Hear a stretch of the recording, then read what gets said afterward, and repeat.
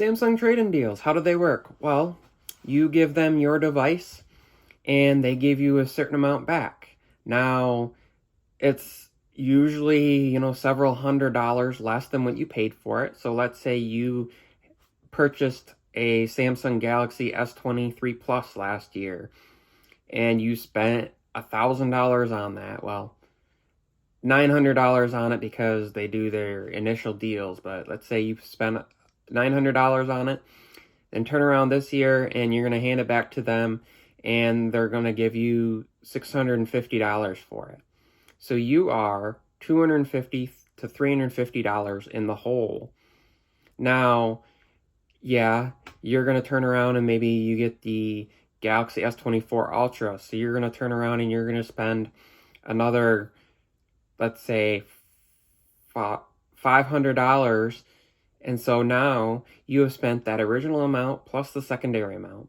Samsung works through a third-party company that then turns around and gives them the amount that they have given you off your next device. So Samsung is always way ahead. Then the next year you do the same thing. Well, every year that you do that, you're only paying a little bit to upgrade, but you're losing out several $100s on that device, and maybe you could resell it and get a better deal. Now, the reason why I like to do the trade-in program is because I know that I don't have to worry about some scammer. I can send it in and I've had good luck so far. But some things to be a little bit wary of. First of all, make sure that you take pictures and video clips of your device so you have verified its condition.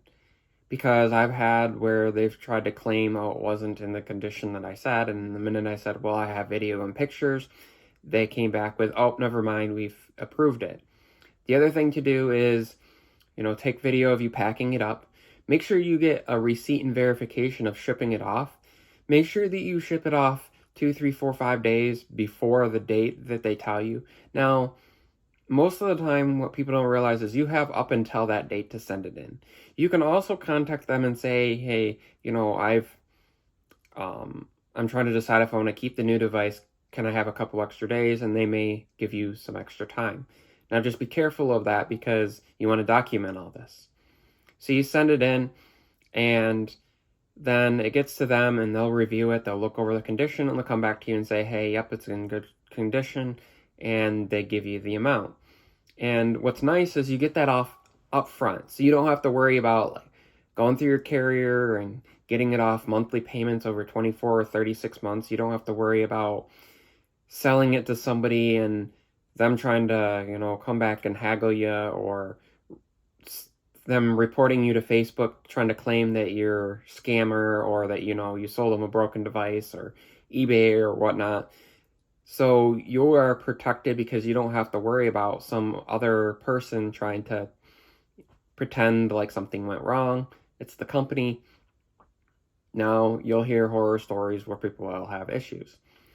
The other thing to consider with this is you're getting an unlocked device that allows you to operate on carriers that save you a lot more money. So instead of saying, well, I'm going to get $1,000 off instead and go through AT&T or T-Mobile or Verizon, but then consider the plan you have to be on. With most of those, you have to be on a fairly expensive plan.